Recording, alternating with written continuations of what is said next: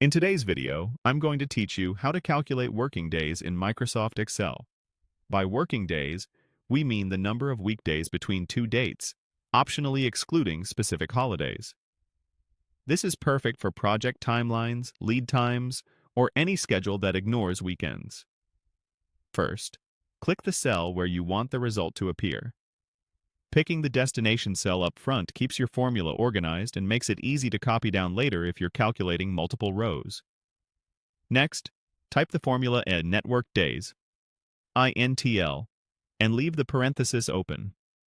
Don't worry about capitalization. Excel isn't case sensitive, but make sure you include the full function name with the .intl part.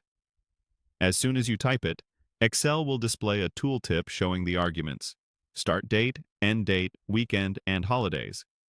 The weekend and holidays pieces are optional, but they're powerful if your schedule differs from the standard Saturday-Sunday weekend, or if you need to remove public holidays. Then, select the range you need inside the parentheses. In most setups, that means clicking the cell with your start date, typing a comma, and then clicking the cell with your end date.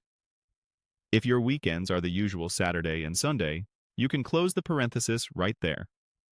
If your work week is different, say Sunday through Thursday, you can add a weekend code or a 7-character weekend pattern between those dates and the closing parenthesis.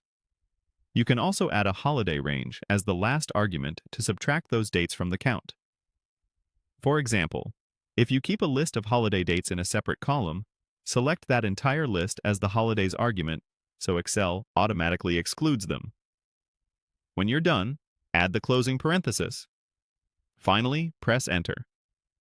Excel will instantly return the number of working days between your start and end dates, honoring your weekend pattern and any holidays you supplied.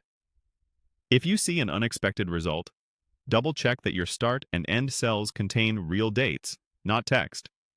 You can verify this by changing the cell format to a short date.